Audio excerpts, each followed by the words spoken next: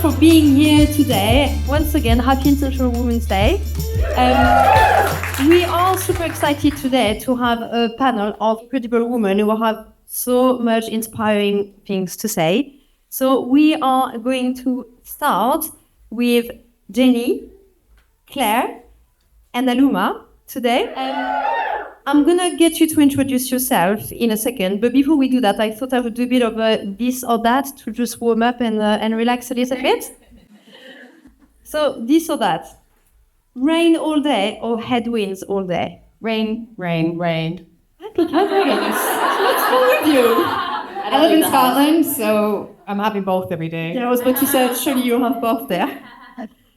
Clip in and fall at the stoplights, or ride the whole day with transparent beep shorts. I have a lot more experience with clip in and fall at the lights, so I'll just stick with what I know. I'm gonna get transparent bib shorts because I'm normally on my own and I can't see it. I go transparent because this is a lot of curves. Give them a treat, Deserve to be seen. Like, why not? What goes on back there is none of my business. You do you. I think you're the vibe that International has to say. That's a you problem back there, sir. That's not a me problem. Bike shop mansplaining or getting dropped on a group ride? Ouch. Bike shop mansplaining, because I love to hate them while it happens. I mean, they're both awful. The worst one yet. Yeah. I mean, just in different ways, like sad place or anger. I'm going to take the sad place, because then I'll eat some Haribo and catch them back up again. I would say getting dropped, because someone recently referred to it as taking the scenic route, which I appreciated. So I'll say getting dropped, and I'll just be like, through the tears, it's the scenic route. I'm fine. Perfect, thank you. Sufferfest with your besties or a chilled solo spin? Sufferfest. Yeah. Why? You made it sound fun because my besties are coming. So it'll be fine, yeah. You all suffer together? It's a type 2 fun kind of thing, Sucks while you're doing it, but then afterwards you're like, look at us. And you're all suffering anyway, so you're in the same space. Yeah, same. Sufferfest with my besties, because my besties are incredibly strong women, so that's the default. I'd say solo, because are we ever really alone? Like, you got each other. I like my company. My friends think I'm cool, so I think I'm cool. I want to hang out with me, So solo. And also my besties don't ride bikes, so a Sufferfest with them is just them in a car and eating snacks and me suffering. We're together, but it's not the same, so I wouldn't.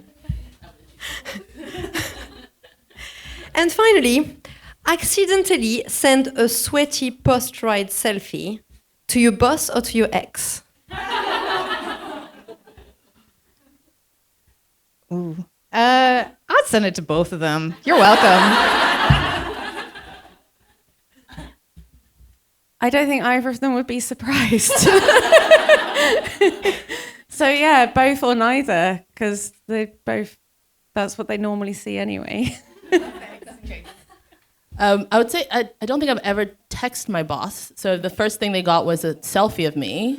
I feel like he'd have a lot of questions. With the transparent beep shorts. With the transparent bib shorts, right? Suffering, clearly in distress, right? So I don't think he would appreciate that. Probably, my ex though. You might get the day off though. Yeah, but my ex was a wet blanket, do you know what I mean? He was the worst, so. I think we're going to move on to the next question. Yeah. This is getting deep. Okay, so could I have you to introduce yourself in a few words before I start asking you questions? Who wants to start? Thanks, Jenny. It's a hard question. My name's Jenny Tuff. I'm really into bikepacking and ultra endurance cycling. I'm obviously not from here. I live in the Highlands. I'm from Canada originally. And mainly the types of riding I do are the ultra bikepacking races. Like I've done the Silk Road a couple of times and the Atlas Mountain Race. And I'm She also won it. Yeah, casual. yeah, the thing I'm most passionate about is getting more women into those scenes. When I first started doing ultra racing, it was a big success if more than 10% of the race was female. So a lot of the reason why I come out and, you know, became Canyon sponsored and come to events like this, because I want to see a lot more women on start lines. Thank you. Claire? I don't have a short way of saying it, but I started riding in lockdown and really fell in love with it. And fast forward a few years, now I'm a level 3 mountain bike guide, a mountain bike coach. I train mountain bike guides. I run a bike packing event, 3-day, 300-kilometer event called the Bristol Rally. I run all-terrain adventures. I guide. I do a bunch of stuff, and then I ride bikes in pretty places when I have time. And I've got a full-time job as well. Sometimes I sleep, but that's sometimes. I'm Aluma, and yeah, much like Claire. Sorry, God, I panicked. Much like Claire, I started riding in lockdown, and this year I'll be riding all 9 stages of the Women's Tour de France a day before the pros to raise money for charity. And it makes me nauseous every time I say it. So I'm just a girl. Literally just a girl, this is something that I'm really passionate about, because when I started cycling, especially during lockdown, I didn't really see what I thought was like myself represented. I didn't see regular people who were doing incredible things. I saw incredible people doing incredible things. And so that's part of my mission, is like, if the more open and honest, clearly I'm a completely open book, as you guys will come to see, but the more open and honest I can be when it comes to really loving this sport and taking it as far as I can take it. If it makes one person get on a bike, I think then that would be a job well done. So that's me. I also have a full-time job. It's not this one, sadly, but yeah. So I'm going to tweak the order of my questions a bit and stay with you, Lou, because I was about to ask you what motivated you to take on this challenge, but you've just mentioned it. So the next question is, how are you preparing from it? Yeah, for it. It's a phenomenal question. I think the preparation started before I decided to do it, because I really had to have like a come to Jesus moment to be like, is this like what it's going to take to get to a level of fitness where I could even begin to complete something like that, considering I still don't like to ride outside. I barely ride outside, is just huge. So the way that I'm thinking about it is there's like the mental side and there's the physical side.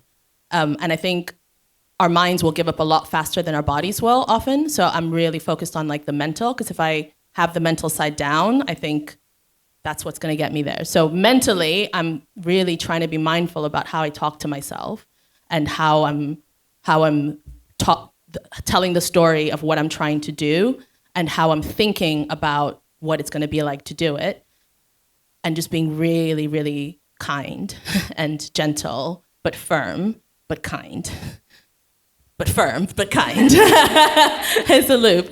And then physically, I got a coach. So my coach and I are working together to get me to a physical place where we can, I say we, he's not doing it, I'm doing it, but where I'm going to be able to do something like this. So physically, trying to ride more, fixing the mindset, and also going on trips. I'm going on to Mallorca with Moloko in a couple of weeks, and then I've got some sportifs in Scotland. I'm doing Etape Loch Ness.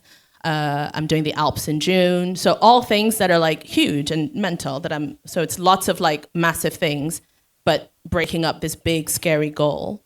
I think that really works a treat. So I'm only thinking about the next step. I'm not thinking about the big scary thing, which is like helpful too. That's fascinating. Thank you. I think it's amazing for lots of us to hear this. The concept of being kind on yourself, I think it's so important, and sometimes we forget that. So thanks, Lou. Claire, you are the founder of Alteria Adventures, and you organize the Bristol Rally. You've been incredible at promoting off-road cycling, gravel and mountain bike. I actually really would like to know, how do you feel you've impacted women cycling around you by creating all those events and with the community you have built around you? That's like a really hard question to answer, because you have to brag like, about not yourself be for a humble. second, Claire. Yes, but I'm asking it because we don't want you to be humble, is International Women's Day, Yeah. and you're doing something incredible. You have a huge impact on those women. So you can tell us how you want to impact them if you prefer. Yeah. But yeah, just how are you impacting women cycling? I think it's just like letting people know that it's an option and they can do it. Like, I fell in love really hard and fast with being in the middle of nowhere, just me and my bike. And then I think like Altair Adventures, I founded, and like the mission statement is to give people the confidence and the skills they need to adventure outdoors independently, and especially women. So the Bristol Rally, 50% of the tickets are ring fenced for women, and it sells out in less than 24 hours, both years I've done it. And so I think it's like kind of, I suppose like I'm really hyped that that's happened.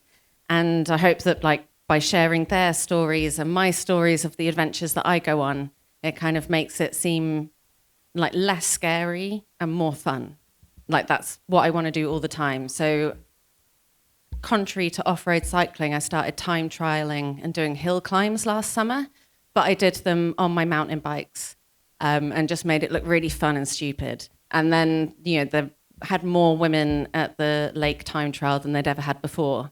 And then I went and did the hill climb, didn't come last, had all of my bike packing bags on, but they had like more women at that event than they had before. So I suppose, yeah, maybe it is having an impact, but for me, it's fun.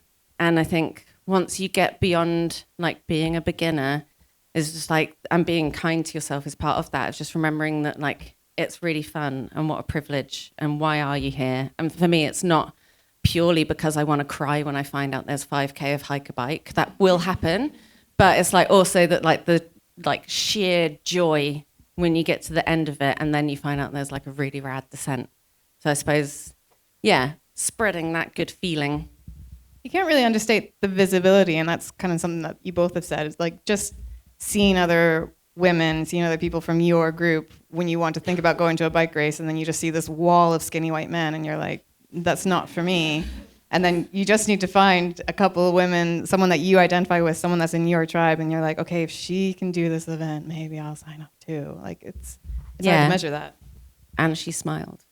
It must have been all right at some And brought point. mascara. We talked about this on our ride. We take mascara when we go bikepacking. Yeah, it's not a luxury, it's an essential.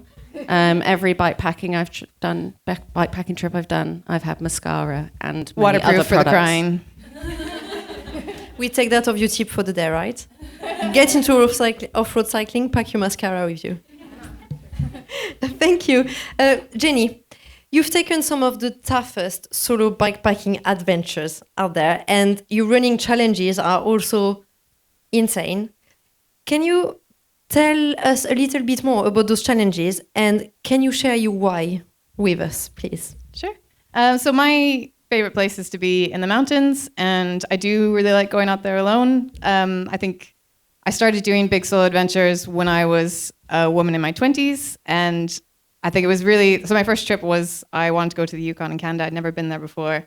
I decided to go by human power because I was a hippie, and I was going to spin classes at the time, and I thought, I could just do like a spin class outside. I'll buy one of them bicycle things and I'll ride to the Yukon. It's 3,000 kilometers. And I didn't know what I was doing. And the first time I was maybe 5 days in when I got my first mechanical. And if you're in Canada, you're pretty much always out of phone signal because there's like 12 people that live there. And I didn't have phone signal and there was no one around, and I was in the middle of the wilderness and my bike was broken, and I just started to cry unbearably because I had no idea what to do. I was 21 years old, and I realized at that point in my life I'd never been in a situation where someone didn't swoop in and help and fix things for me. And so I cried for quite a while until I finally fixed my bike. Turned out I just needed a snack, and then it wasn't that hard of a problem. And that was such a big aha moment for me, was that when I put myself in this position where I'm out in the wilderness, where I'm on my own, where I'm doing things that I really love, like endurance challenges are just what I actually love to do. I really learned about myself, and I grow, and I learned to be brave, learn that I already am brave. And so there's a lot of self-growth that comes out of that. So throughout my 20s, I think I was really passionate about really needing that. And now that I'm definitely not in my 20s, I still feel that way. And I still think it's really important for everyone to get to have those situations where they have to rely on themselves and realize how strong they actually are. So you mentioned my running challenge. My running challenge was I wanted to run across the mountain range on every continent, and I did that solo and unsupported.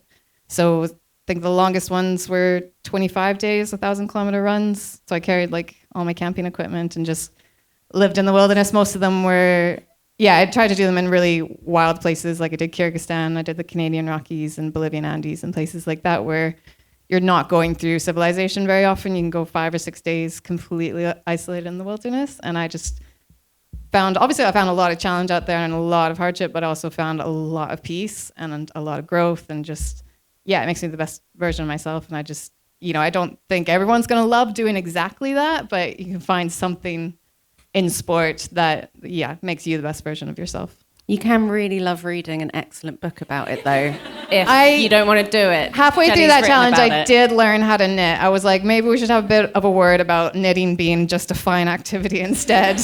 And I knitted so many toques until eventually I was like, nah, actually, I'm going to go back outside. Can you think about any moment? Actually, I'm going to ask 2 questions at the same time. You choose to answer in the order that you want. Okay. But your most incredible memory in one of those adventures, I'm sure there's many, but if you can think of one, and also be honest, did you ever have a what the hell am I doing here moment? And how did you cope with it? Okay. You choose the order. All right. So I did a race called the Silk Road Mountain Race, which is 2,500 kilometers around Kyrgyzstan. It's unsupported mountain biking race. So unsupported mean that you have to carry like bike packing luggage, and if your bike breaks, you have to fix it, and you can't draft other participants and all that. So they give you a cutoff time of about 15 days. So last time I was in it, I've done it twice. The second time I did it, I decided to kick for home when I was about 200 kilometers away from the finish line. And I knew there was a huge hike a bike. Everyone cried. I think it took me 5 hours to do the hike a bike. Anyway, so this kick for home that I decided I'm not going to sleep again. I'm not going to stop again until I get to the finish line. It took me 37 hours to do that single effort. And so on the final descent, and I realized, I had this moment at the top of the hill that I was like, all I have to do is get to the bottom and I'm going to win this race. And that's so huge. And I had my little tears. And I'm riding down the hill and then suddenly something's going wrong. And I had headphones in to ignore what my noises my bike is making. I was like, okay, maybe I'll take my headphones out and see, something's obviously up with the bike. And I couldn't figure it out. And I think I stopped and checked my chain. I was like, no, the bike's fine. Oh no, it's my legs. And I was watching my legs cycling. And I was like, oh, what's wrong with it? And I couldn't figure it out until finally, I'm dead. I realized I had died. And if you're alone in the wilderness and there's no one to be like, excuse me, am I having a hallucination right now? Can you see me? If you can't ask anyone whether or not you're dead, how do you know if you're hallucinating? So I just kept on cycling. Thank goodness I have my little GPS, and I was just following the race route, I didn't think that death would be like this. And just kind of kept on cycling down the hill until the media crew from the race turned up to oh, first woman's here. And I was like, oh shit, don't say anything about the dead stuff. They're gonna find that so weird. So that's my answer to both your questions. That was my big up, big down. Won the race, but I thought I was dead while I did it. That's brilliant. I love that you've managed to have those both moments at the same time being one. That was brilliant. That's what Type 2 fun is. It's big highs, big lows. Yeah, exactly. Love it. What a brilliant answer. Lou, what is the hardest part of training for the challenge you're about to embrace? Did you also have already some moment of maybe I should have picked a different hobby? Yeah. But also I would Every like day? your proudest moment so far, because the challenge has not happened yet, but the training itself is already big. So what was your proudest moment during that time? Yeah, sorry, I was engrossed in that story. I forgot where I was.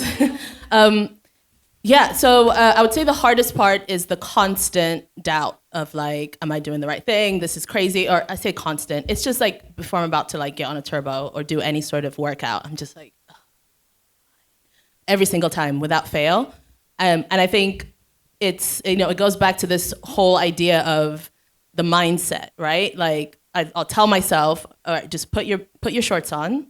And if you don't want to work out after that, you don't have to do the workout, it's fine. But just put your shorts on. And then by the time I squeeze into them, it's okay, well, you might as well because you're here now. And I fall for it every time. It works every time. I know what I'm doing and I'm still all right, but I'm not going to do it.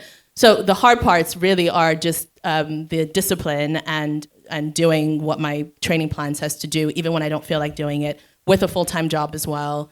And yeah, it's just the constant messaging. I think, and I don't know, I might be speaking for myself here, but I feel like a lot of you will relate, where if you're somebody who tends to be quite hard on yourself and really pride yourself in being like ambitious or like overachieving in some sort of way, it's really hard to look at the concept of like kindness, being kind to yourself without thinking that that's going to lead to your downfall, right? Like, oh, if I'm not kind to, if I'm not mean to myself, then I'm not going to do this thing.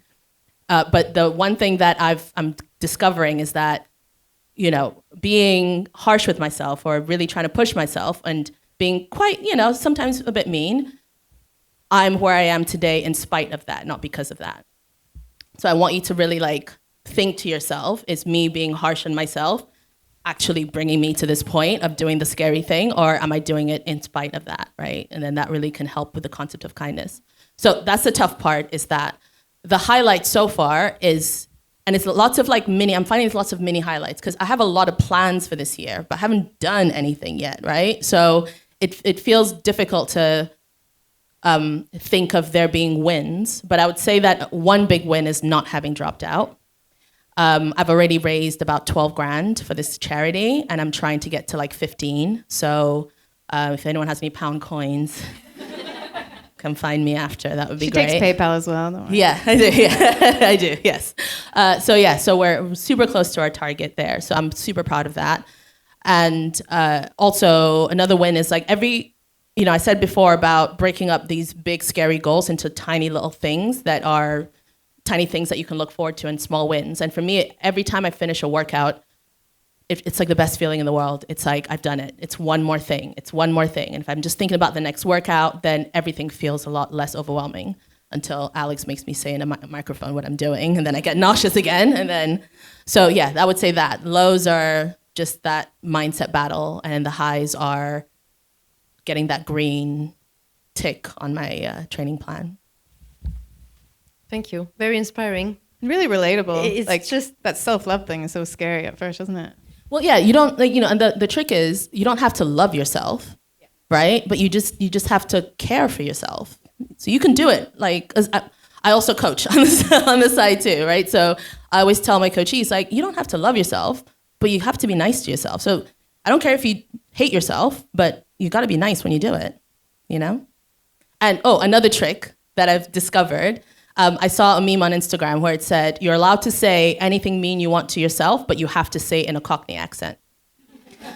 So Come on, let's hear it. Right? That's a good one, right? No, not me. Oh, no. I won't do any accents here either. No, but whatever accent you can do that sounds ridiculous, I would like to hear the Cockney accent because I don't know what it sounds like. It was an Instagram meme that I was like, heck yeah. But it doesn't have to be.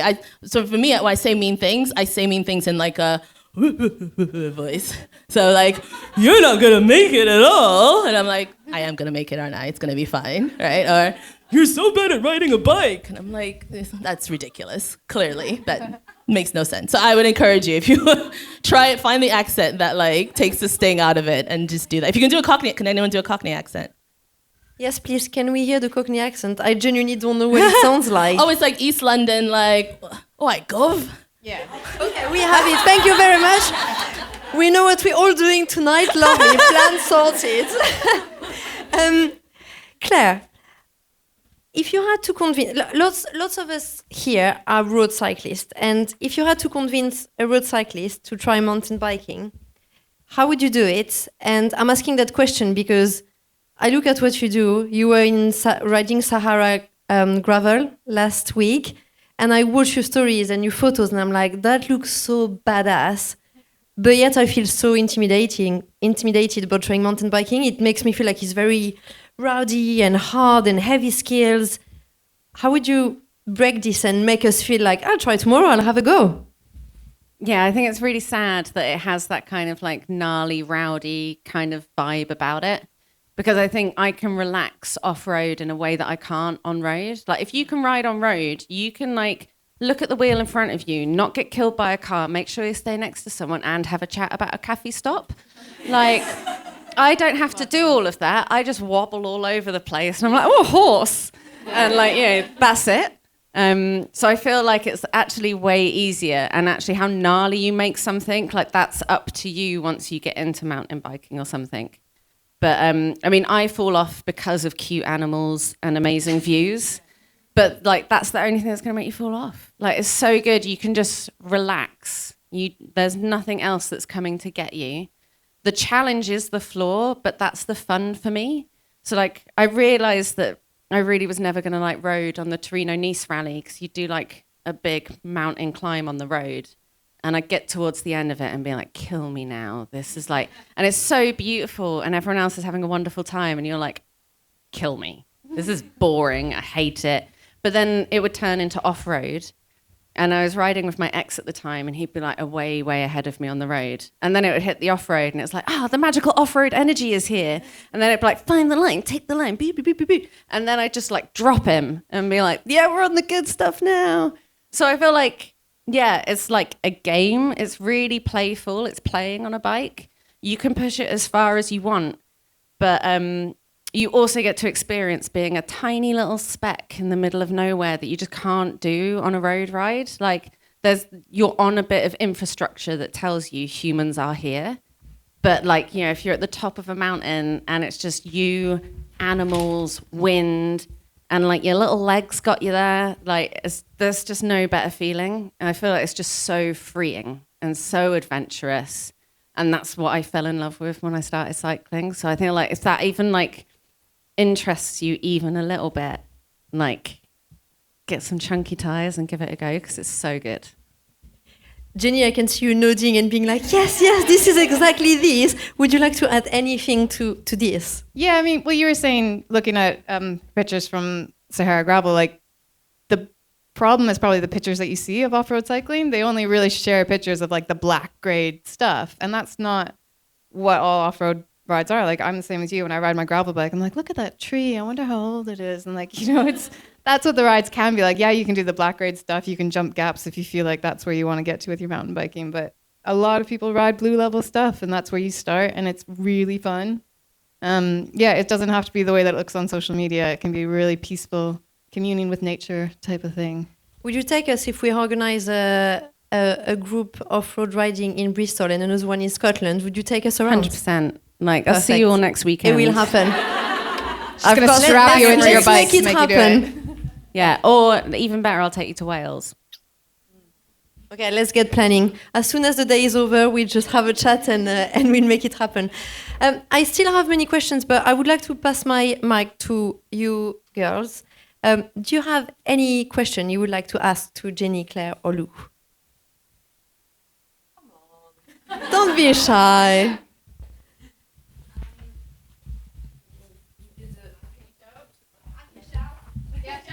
Well, just speaking to the mic. I think you're messing with the video. Hello? Okay. All right. Technology. My question was basically, how do you keep up, I mean, going back to the discipline of it, with a full-time job? Because it's all well and good seeing like content creators doing it, but then when you're coming back from a 9 to 5 and you're like, I just don't want to talk to anyone and I want to go into my bed and then I want to sleep, sometimes squeezing into the light career just isn't it. And then also squeezing in social life around that. So how do you fit it all in? I don't have any friends. I killed them all. Get rid of your friends. Yeah. Anyone holding They're you back from your bike. From greatness. They sound like haters to me, frankly. So for me, I don't race. I don't have a training program. Well, I've just signed up with a personal trainer, and I've given her the very strict instruction that cycling outdoors is for me. She can't touch it. But it's like I love it. It brings me so much joy. So like that's the motivation for every ride. Like I can go ride in the forest before work. I mean, road people, this is also a thing. Like, so like I can ride up these switchbacks in Ashton Court before work and the sun comes through the trees and it's almost like I'm in Canada and I'm just like, how good is it that I get to do this? It makes me so happy. And it's like, anytime I start turning a bike ride into a job or thinking it needs to do this for me or this for me, and that's not bring me joy, then I'm kind of like, whoa, take a step back. Maybe don't ride this week or something. But it's like, like, it just makes me so happy that it's like, if it starts becoming something else, then I just have to bring it back to like, why am I doing this? Do I want to do it? If I don't, no. But like, actually, if it puts a smile on my face and it's really fun, then I just want to keep doing it. So that's the bit of cycling that I guard, is like, keep it fun. Yeah, I would say it's definitely it's very challenging. It's very challenging.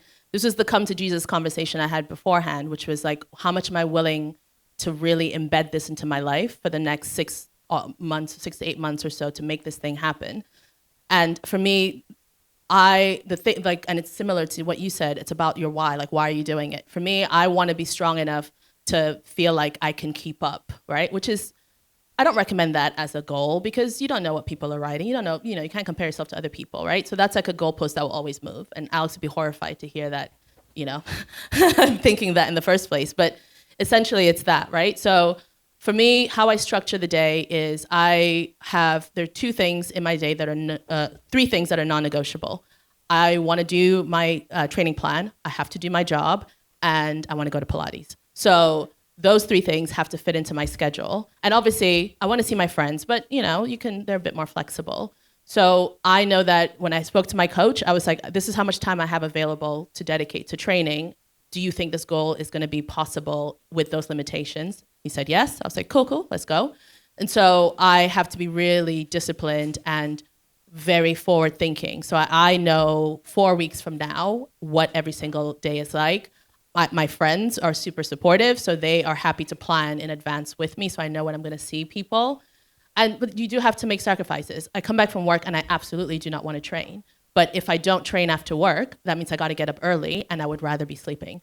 So it's like, there's pain at every direction, but what do you want at the end of that pain, right? So use that to kind of weigh up the sacrifices. And I'm quite lucky with my job, because they understand what I'm trying to do for the charity. And so I have a deal with them where 2 days a week I can finish a bit earlier, go home, do my training session, and then log back in afterwards if I need to. So trying to find flexibility around, but just being really organized and understanding that it's going to suck sometimes. And most of the time you want to do it. But if I only rode my bike when I felt like it, I would ride once a month. As soon as you start pedaling, then you're like, okay, this is fine. The hardest part is starting. So I don't, live somewhere beautiful. I'm in the middle of Tooting. I don't want to go outside. There's no part of me that finds joy going outside, right? But I have my, I have my turbo, I have my TV. Once I start pedaling, it's fine. But yeah, that's a really good question though. And thanks for asking that.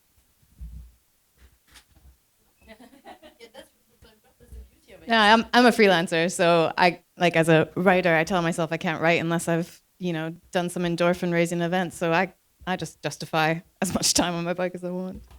Does anyone have any other questions?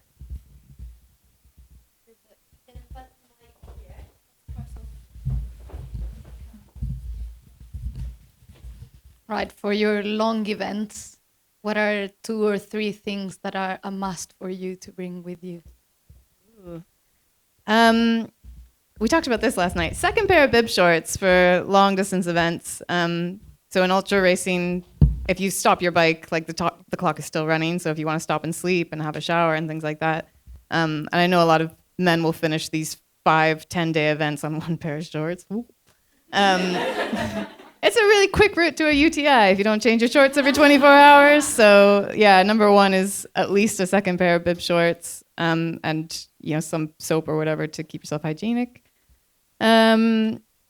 Headphones, got those bone conducting headphones. You need Beyonce if you're gonna do something really hard. Don't try it without Beyonce, it's harder. What else? My mascara. That's your one. Mascara's your one. Yeah, that's my one. I have I don't know, help me. I have got one. Yeah, it is. Yeah. It's way better than it looks. Yeah, Seriously, anyone's cutting a no toothbrush in half, ignore them. They're doing it wrong. Bring your electric toothbrush. Yeah, this I is have the time. done. I've taken you an gotta take electric care of toothbrush yourselves. through the Alps. It was great. My teeth felt amazing. I've heard about clean socks. Clean socks, fresh socks. Is that? Oh a thing? yeah. Wool socks really. last a lot longer than you'd think. I have bedtime socks. I've got my day Oh, socks yeah, and my bedtime I have, socks. For like really high altitude stuff when it's really cold, I have down slippers. If you don't own a pair of down slippers, you need to look after yourself. Like down slippers. Don't Yeah. go camping without them. I'd say someone told me, so the first trip I ever did solo was the Cairngorms Loop, which is beautiful. Go and do it. And I was on a gravel bike. Don't do it on that. Do it on a hardtail. I know, it's not Backed okay. out on a hardtail. Yeah, and I had like my fork bags were double wrapped carrier bags and stuff. I was very new. This is such a flex. Gravel bike Someone on the told me to Cairngorm take like a luxury item, and I was like, I can't take my luxury. Can't be food because I'll eat it in 5 minutes. And so I took. This is going to sound wild, but I took a face mask, like one of those sheet ones, because I'm like, that's really light. It'll fit in anywhere, and I can't eat it. And then actually, like, And if you're really scared in the wilderness, you can put it on, and if anyone sees you, Yeah, they'll be I'm more like, scared "Ha-ha." of you. Yeah. But it ended up being the best luxury item ever because I had a bit of a meltdown, and I also had a little miniature of whiskey as well. And what I did is I was like, stop. We're just going to stop here because you can in Scotland. You can camp anywhere. And so I just stopped, put up my tent, had a face mask and drank some whiskey. And I was like, tomorrow you're going to be a new woman. And it totally did the job. So now I also always take one of those like sheet masks. So I'm like, if everything goes Pete Tong, like I will have my reset and then we'll go again tomorrow. I think you're my new mascot. It's really hard to have a mental breakdown when you're wearing a face mask, isn't it? Like it's really, you can do it, but it's really... Yeah, watch me try. I am going to send you all a follow-up email after today, and I will send you the link to Jenny's audiobook and book because Thank you. We appreciate all 5-star reviews. Thank you. yeah, only 5 stars, but you're gonna love it. Claire was raving about it yesterday, so I'm also gonna give it a listen on Monday. I didn't give a No, she 5-star did. review yet, which is a problem. Authors rely on them, okay? It was a vocal Independent 5 stars review. That counts. But go There and give will be feedback on one Mon- shortly. Yeah. I will send you the link to Claire's website where you can see all her events and adventures happening. Have a look. Get yourself to Bristol. We will organize something, but she also has lots of amazing events happening. So check them out. And I will also send you the link to Lou's fundraiser if you want to support her on her adventure. And I would say if you don't follow those 3 amazing women on Instagram yet, please do, because they go on epic adventure, are about to go on epic adventures, and it's amazing to follow. So thank you so much for coming today, Thank for you. being here. Thank you. And I just also wanted to say, as a business owner, thank you for hosting an International Women's Day Yes. cycling event. I've never cycled with this many women in my life, so thank you very much, Alex. That was really special. You're very welcome. It was a pleasure. Thank you. You say a very quick word. We have at the end. We are still doing the Q&A. Okay, speak. Okay. You go Get back in now. my box, shall I? Paul, you go now.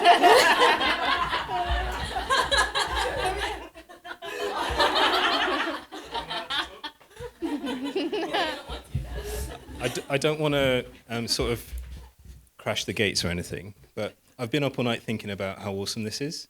We launched our business last weekend, and it was obviously lots of people and really great, but I could not just stop thinking about this weekend and what a difference our powerful female community makes to the balance in our community.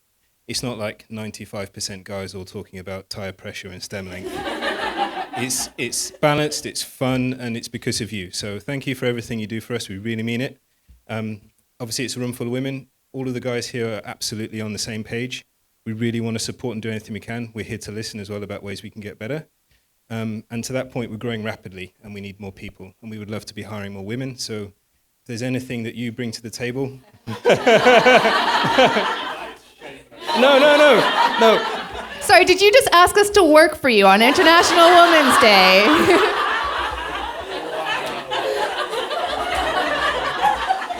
It's a good thing I can't blush. Yes. Basically, strong, independent, powerful women who are into cycling and love what they do, we would love to be working with you. All right. Also, 20% off UC.